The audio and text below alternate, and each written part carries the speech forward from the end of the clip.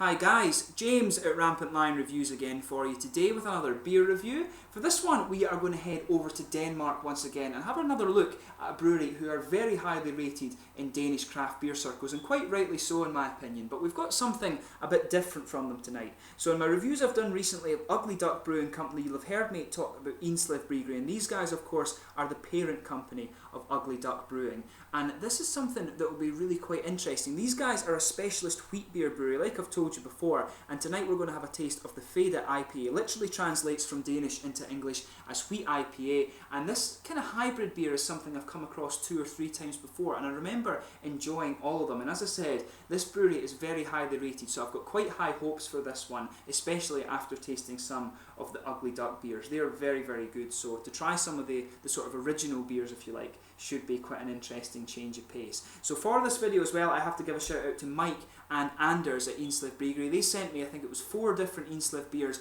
and 10 Ugly Duck ones. So all the beers that you're seeing from these 2 breweries were kindly donated to the channel. So a big thank you to Mike and Anders at the brewery for supplying me, and I hope you guys enjoy these review videos that I'm doing for you. But anyway, as is usual with my beer reviews then, I'll tell you a little bit about the brewery. If you do want to get straight to the tasting, just fast forward. All the usual websites are in the description below. That's the Indslev and Ugly Duck Brewery websites. The link to both my reviews from Indslev and Ugly Duck as well. But there's all the usual social media things down there, Facebook, Twitter and Untappd. Please support me in those, it would be much appreciated. If you want to see more Scandinavian beer reviews, please subscribe to the channel, and there will be some other interesting things as well. And to my Danish viewers, I do apologise if any of the Danish pronunciations aren't quite right. I'm still trying to learn Swedish, so I don't have much of a clue about Danish yet, but hopefully in the future I can learn a little bit more about that. But please do let me know some other Danish beers and breweries you'd like me to have a look at. But anyway, Indslev Bryggeri, as I told you, are based in Nørre Aaby near Middelfart on the island of Fyn in Denmark. If you think about the island that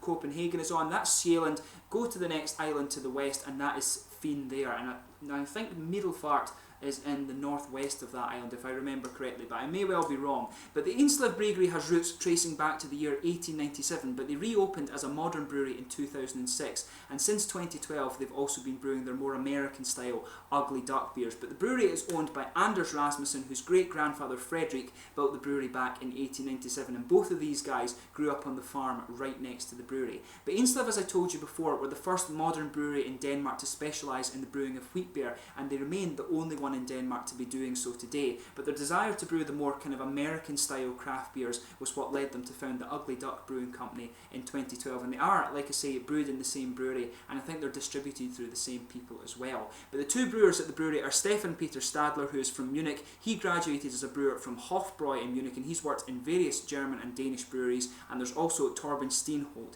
who brewed previously for Velja and also for Brockhaus Bryggeri as well. But the brewery building has been modernised, and it has a brew kit from Kasper Schulz in Bamberg in Germany. Bamberg, of course, is one of the beer meccas, and when you have a beer mecca in Germany, that is something that you have to pay particular attention to. But when there's 2 brewing companies here, as you can imagine, they do have quite an impressive range of beer. So in the Indslev range, you'll get Sortfjede, which is the black wheat, Svanefjede, Spelt Bock, which is one I have downstairs, Påskefjede, which is the Easter beer, Julefjede, which is a Christmas beer, Hvede IPA, which is this guy here, Hvede, which is the regular white wheat beer, Hvede Bock, which is a Weizenbock, Frederick's Palster, which is another Easter beer, Mørkfjede, which is the dark wheat.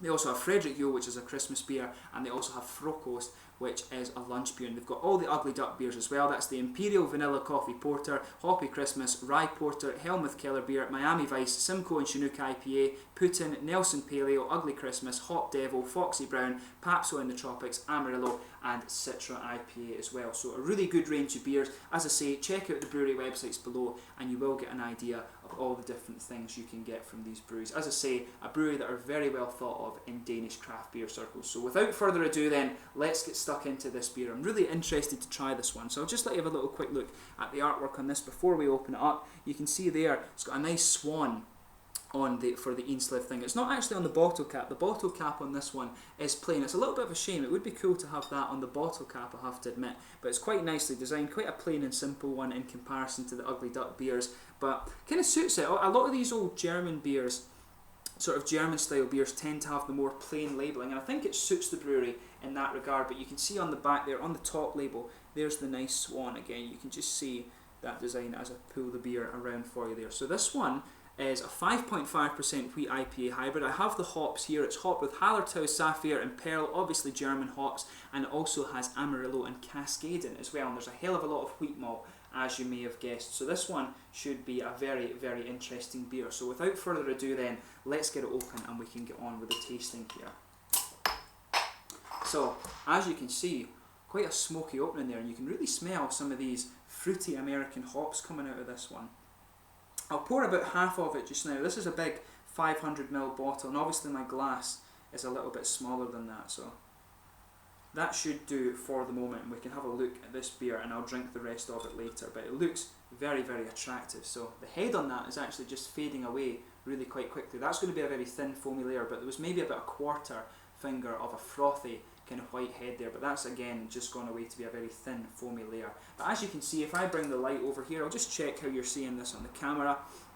But as you can see, it's poured a very nice kind of bright orangey amber colour here, typical wheat beer colour actually. Looks very, very nice. There's a few big bubbles sticking to the side of the glass, but quite a few visible going up towards the bottom of that head there, and the colour is opaque. There's no light coming through that really. If I put it behind, if I put the beer in front of the light, I can see the light as I put my fingers behind it, but other than that, the beer colour is quite opaque. A few little bits of sediment, which is to be expected with wheat beers of course, but there's some big bubbles there and a few little ones going up towards the bottom of the head, but it looks exactly as you would expect a wheat beer to. So let's have a look at the aroma of this one before we get stuck into the tasting. So yeah, as you would expect, big kind of wheaty malts there. There's actually quite a bit of banana coming out of this one. It's a bit more pronounced than some of the ones I've come across before. But a big sweet doughy bready yeast coming out of this one.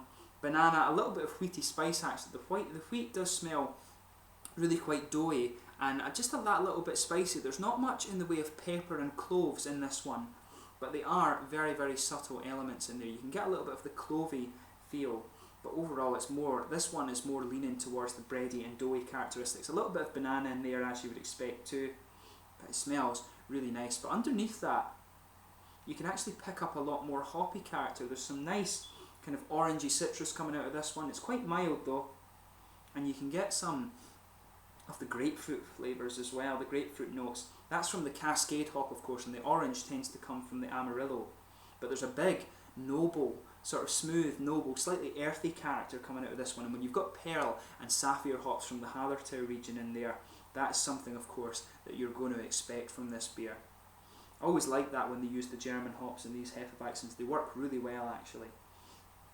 Yeah, it smells very nice. As I said, for a Hefeweizen, this beer is really forward on the kind of bready and doughy character. That's one of the elements that you expect of this beer style, but for me, this one has a little bit less banana and cloves and things than you would normally expect. It's a big wheaty and big bready doughy aroma, this one, with some of those interesting fruit and German noble hop characters coming out.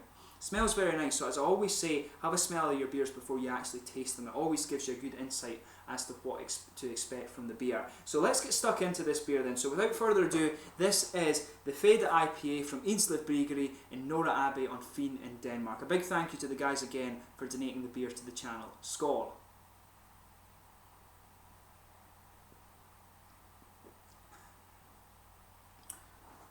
Now that's really nice actually. Sometimes with wheat beers, I can find that they can be a little bit, they can be really cloying, but this one is really smooth and it does focus a bit more on the bready character for me. It works really nicely.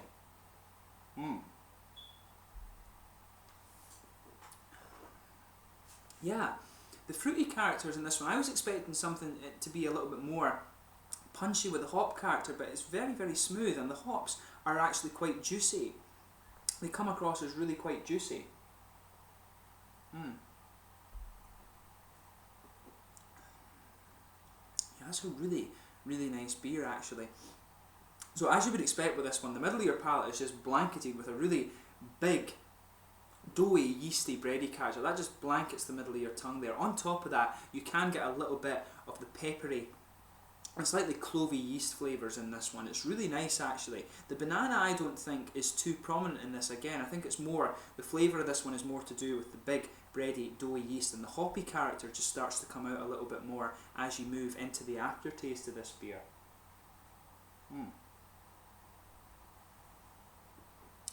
But yeah, You should always let your palate fully adjust as well before you start dissecting the flavour too much. And once your palate gets over that big bready character that comes out first of all, you do start to feel that hoppy character from the beer just building a bit more. There's a nice floral, aromatic underlying to this one. It's the typical German noble hop flavours that are coming out, and I really like them. So it works quite well for me in this beer. It's interesting this. It does have a bit more of a hoppy character. It's got a little bit of a kind of English paleo character in the hoppy sense, I would say. But then again, it does remind me a little bit of some of the German Helles beers that I had when I was living over there. But I mean, the main thing is, you can argue about styles all day. This is a really, really nice beer, and I like the Hefeweizens that are a bit more on the bready side than being really fruity and really cloying. This one's got a very nice balance for me. Very good session beer. I don't drink too many Hefeweizen these days because I find them to be very, very heavy generally. So for me, a Hefeweizen is a sort of one-off tasting beer. But this one to me seems as if it could be a little bit more sessionable actually. So I have to give them a thumbs up for that. They've made me think again about the Hefeweizen style. Maybe they are sessionable. But yeah, some nice interesting flavours this one. So if you go out from the middle of the palate, which is where the malty flavours will come out, go to the edge of your palate and that's where you will expect the hoppy flavours. There's a little bit of that noble earthy character in the back corners of the palate, and as you move further forward there's a sort of floral aromatic character there. It's not too strong like you get from the American hops, it's just a nice smooth German noble aromatic character. You feel it being a little bit drier around the front corners of the palate, but other than that it's really quite smooth and quite grassy. It's very nice actually, and just behind the front curve of the tongue, that's where you're getting some of these more subtle fruity flavours. There's a bit of orangey citrus in there, as I said, from the Amarillo hop, and there's a little bit of grapefruit too, but again, those are really quite subtle. I think this beer is more about the nice German noble hop character, and that blends very well with that nice bready malt base in there. As I said, banana in this one isn't too prominent a flavour, I think. I think it's more of a wheaty, bready, doughy flavour, this one, which is really nice. I really like it. But again, the thing I can't really get over with this beer is just how smooth and just how drinkable it is. This one, for me, I've come across Hefeweizens before that can be very heavy and very difficult to get through, but this one is really easy drinking. So if you want a nice sessionable Hefeweizen, this is one to go for. And especially that when it says it's an IPA, as I said, it reminds me a little bit of some of the German Helles beers as well. It's got a little bit of that, but it does have some of the English IPA style in it as well. But when it has the German noble hops, I'd be more inclined to say that it leans towards the Helles style a little bit more than the English IPA. I think they said on the website that this was meant to be more of an English IPA, but I think it does give a bit more of the German Helles style in there too, with those noble hops. But yeah, you can argue about styles all day. The main thing is, this is a really nice beer, and it has made me think again about the Hefeweizen style, like I said. So in terms of the mouthfeel of this one, I'd say this is mid-bodied. As I said, a bit lighter than some of the Hefeweizens I've come across before, but that makes it nice and sessionable. Carbonation is very smooth, malt base is very smooth as well. It's got a little bit of an oily mouthfeel to it, and that helps bring out some of the more subtle fruity characteristics that you're getting from the Amarillo and Cascade hop that's in this beer. It works really nicely, and you just get this little bit of juiciness behind the front of the tongue there, and it also helps the kind of wheaty character, I think, come out too. But there's a little bit of hoppy dry character around the edge of the tongue. As I said, that builds as you move into the aftertaste, and you get a nice, just lightly dry character around the edge of your palate too. But overall, this is a really nice wheat beer. As I said, reminds me a little bit of some kind of hybrid, rather than being a wheat IPA hybrid, it reminds me a bit of the German Helles beers a bit more. So it could be something in between a Hefeweizen and a sort of Munich or Dortmund Helles beer. It's really nice, and I have to admit I've enjoyed it. So yeah, if you enjoy Hefeweizens and you want one that's very sessionable, then this is where you go. Something you won't find too often, a Danish wheat beer, and a brewery that specialises in wheat beer from somewhere other than Germany. That is pretty damn cool, I have to admit. So yeah, this is a really nice beer. As I say, I don't drink too many Hefeweizens, but this one has been really cool. So a big thank you to the guys at Indslev Bryggeri for sending me this beer once again. Go and check them out. Very, very cool guys, and they've got a nice range of beers. If you like the American beers, check out Ugly Duck. If you like the more German style beers, check out Indslev Bryggeri. If you enjoy wheat beers, then they've got a whole range of these things for you to try. But this is another really nice one, and I wouldn't hesitate to drink it again. So this was the Hvede IPA, wheat IPA hybrid from Indslev Bryggeri in Nørre Aaby, Denmark. So go and check out the brewery. I hope you've enjoyed this beer review. Let me know your own thoughts on it in the comments section below. We'd be interested to hear from you guys. There will be more from these guys in the future. I will be reviewing more of their beers, so do stay tuned for those. Thank you for watching in the meantime though, and I'll catch you soon. Skål.